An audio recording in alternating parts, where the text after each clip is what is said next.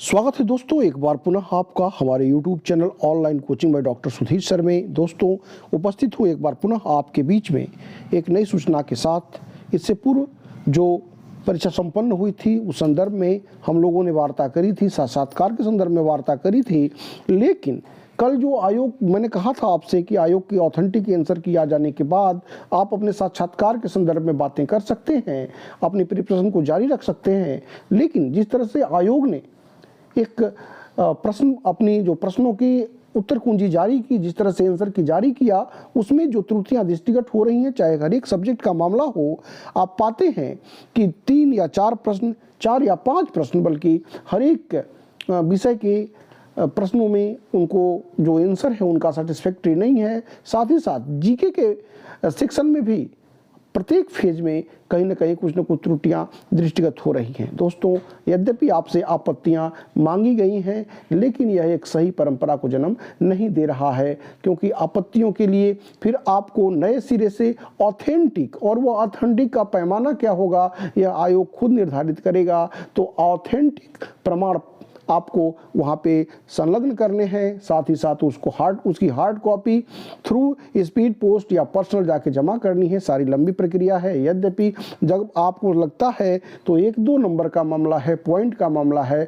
तो बहुत सारे प्रश्नों में आप आपत्तियां दर्ज करा सकते हैं और करानी भी चाहिए। यहाँ पर जो हमारी वार्ता आपसे हो रही है वह साक्षात्कार के संदर्भ में हो रही है कि अब जबकि आंसर की फाइनल आंसर की आ जाएगी, और आपको लगता है, पहले तो ये लगता था कि बहुत सारे लोगों ने प्रेडिक्ट किया था 80+, मैंने कहा था 70+, लेकिन अब जो स्थिति हो रही है उसमें 60, कई सब्जेक्टों में 60+, 65+ भी अपने आप को अहर मान सकते हैं साक्षात्कार के लिए। उस स्थिति में अगर आपको लगता है कि कमोबेश आप 65+ के अराउंड हैं, तो आप अपने साक्षात्कार के लिए अपने आप को प्रिपेयर कर सकते हैं। दोस्तों जैसा कि आप जानते हैं, जब आयोग के द्वारा आपके लिए साक्षात्कार पत्र जारी किया जाएगा तो आपको कुछ न कुछ डॉक्यूमेंट्स के लिए भी निर्देशित किया जाएगा। उसी डॉक्यूमेंट्स के साथ साथ साक्षात्कार संबंधित कुछ रणनीतियों के साथ हम यहाँ पर उपस्थित हैं।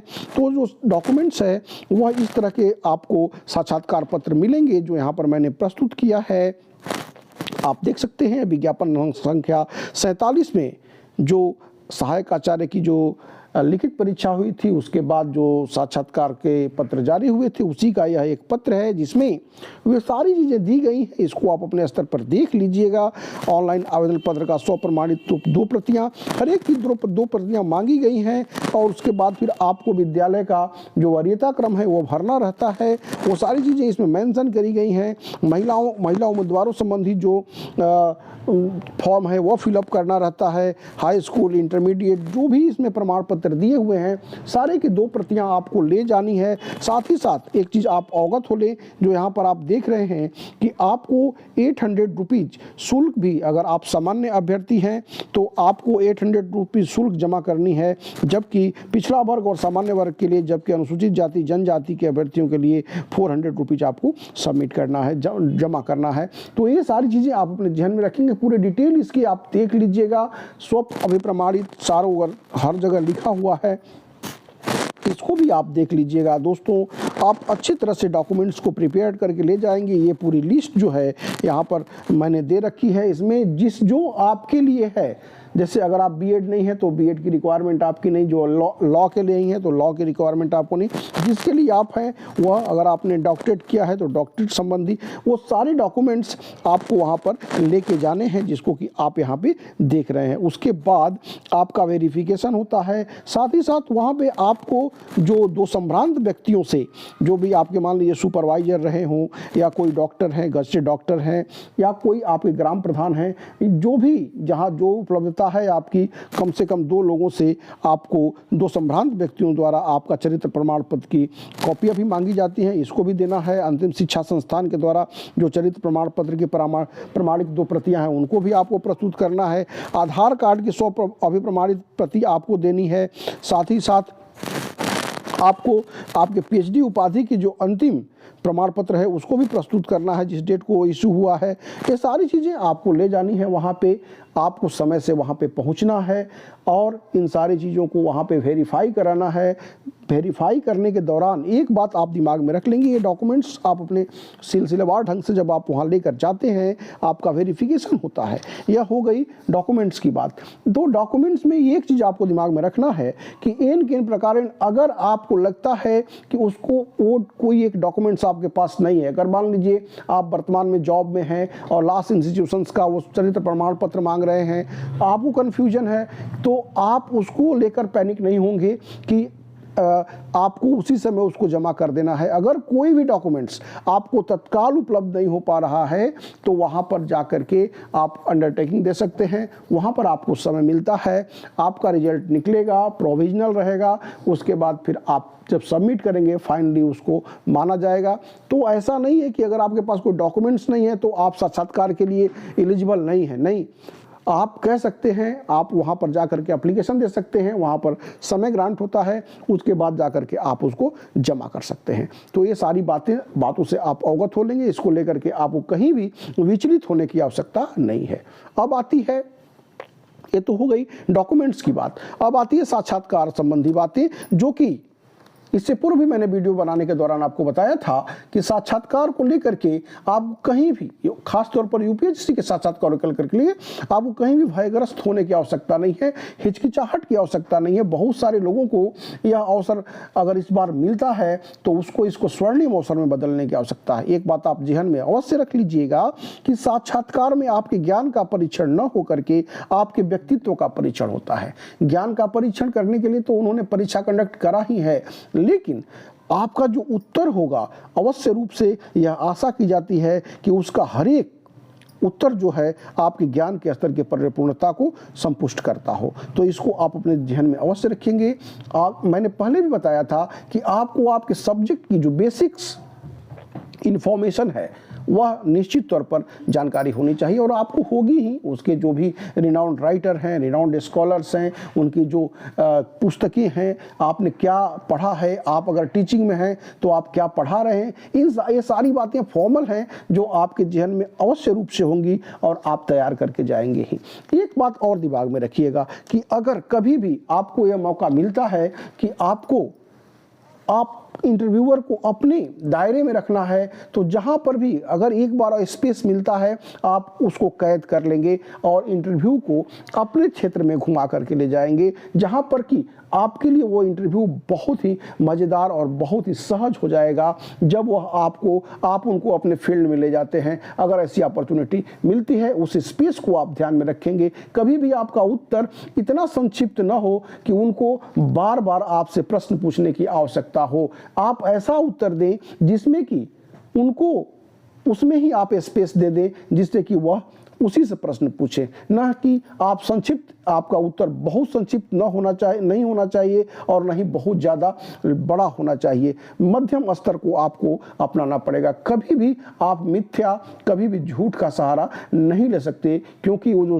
इंटरव्यूअर हैं, जो साक्षात्कार लेने वाले हैं, जो एक्सपर्ट है, वे सारे आप ही के बीच से हैं और वे भी उन सारी चीज़ों से अवगत हैं। लिहाजा आपको इन सारी चीज़ों को ध्यान में रखना होगा। आपका जो उत्तर है वह स्पष्ट हो, समय पर पहुंचे, किसी भी स्थिति में आप लेट नहीं होंगे, नहीं तो फिर आपका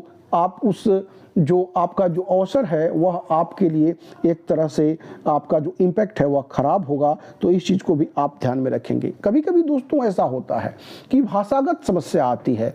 अगर मान लीजिए इंटरव्यूअर ने, अगर एक्सपर्ट ने आपसे इंग्लिश में सवाल पूछा, आपको आपकी इंग्लिश उतनी अच्छी नहीं है, फिर भी आपकी इंग्लिश इतनी अच्छी होनी चाहिए कि आप उस सवाल को समझ सकें, लेकिन आप उसमें यह नहीं सोचेंगे कि आपको उसी भाषा में ही जवाब देना है।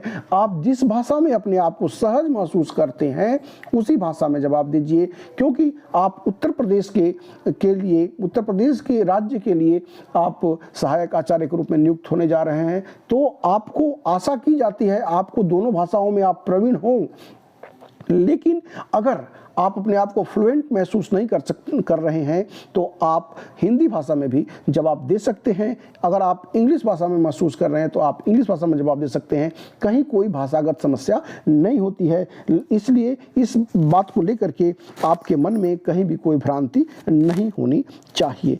एक बात और दिमाग में रखें कि जब आप साक्षात्कार देने जा रहे हैं तो उस तिथि से 1-2 दिन पूर्व, या अगर कोई बड़ी घटनाएं घटी हैं राष्ट्रीय स्तर की, अंतर्राष्ट्रीय स्तर की, जिससे देश पर कोई असर है, या देश के लोग, जैसे भी कुछ दिन पहले मान लीजिए अभी CDS बिपिन रावत की जो दुर्घटना हुई, अगर मान लीजिए उस दिन आपका इंटरव्यू रहता तो वो चिह्न में आपके होना चाहिए कि क्या घटना घटी है, वो उनका पोस्ट क्या है, कोई आपदा है, कोई तूफान आया है, कोई वर्ल्ड कप, कोई स्पोर्ट्स, इस तरह का इवेंट्स है जो कि एक बड़े ग्रैंड लेवल पे हुआ है, कोई किसान आंदोलन, कोई भी वो आंदोलन है जो हो सकता है। मैंने पहले भी आपको बताया था, प्रारंभ में भी साक्षात्कार की जब मैंने बात करी थी तो मैंने कहा था आपसे कि जो एक्सपर्ट होते हैं वे तो आपके सब्जेक्ट के प्रवीण होते हैं, वे तो आपसे सब्जेक्ट से पूछेंगे, लेकिन जो मेंबर हैं, जो उस दिन के चेयरमैन हैं आपके बोर्ड के, उनके पास अगर सवाल है, कुछ सवाल उनको पूछना है, तो इस तरह के सवाल आपसे किए जा सकते हैं, जो कि आपको उस जिज्ञासा को दर्शाता है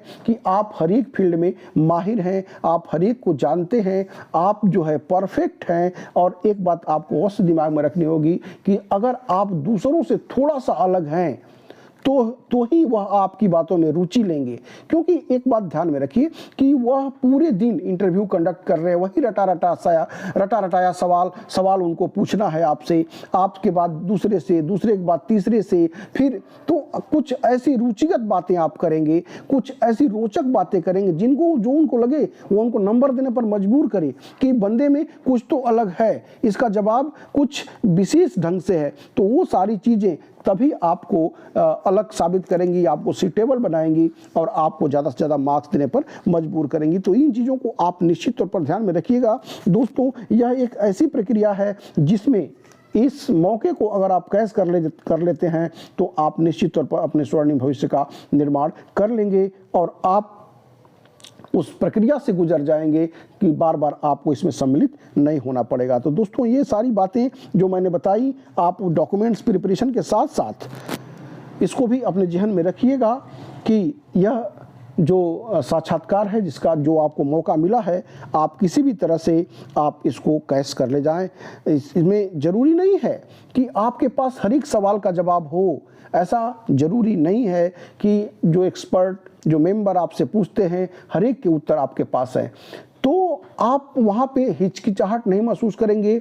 आप कह सकते हैं कि सर इसका जवाब भी मेरे पास नहीं है, मैं इसको देखूंगा। लेकिन एक बात और भी आप दिमाग में रखेंगे कि यह मौका बड़ी मुश्किल से मिला है, तो आप अपने आप को फुली प्रिपेयर्ड करें और जिसका आंसर आपको आ रहा है उसी का जवाब दें। किसी भी तरह से आयोग के मेंबर को, एक्सपर्ट को बहकाने या झूठ बोलने का प्रयास न करें कभी भी। चाहे आप जितने भी बड़े ज्ञानी हों, चाहे जितने बड़े एक्सपर्ट हों, आपको अपने सब्जेक्ट में प्रवीण हों, बहुत सारे आपके पास वर्क हों, फिर भी आप कभी भी विजेता बनने की कोशिश न करें कि हमने आयोग के मेंबर पर अपनी विजय हासिल कर ली। नहीं, आप हरदम सदैव विनम्रतापूर्वक अपनी बातों को रखें और उनकी बातों में सहमति जाहिर करें। एक बात और ध्यान में आप रखेंगे कि आप एक पार्टिकुलर स्पेशलिस्ट न होकर के होल सब्जेक्ट की जानकारी रखें, जिससे उन्हें लगे कि यह जो पर्सन है वह रियली डिजर्व करता है। दोस्तों, ये सारी बातें थी,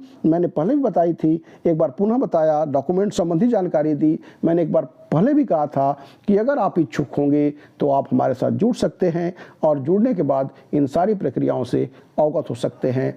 तो इस वीडियो वॉच करने के लिए आपको पुनः ढेर सारा धन्यवाद।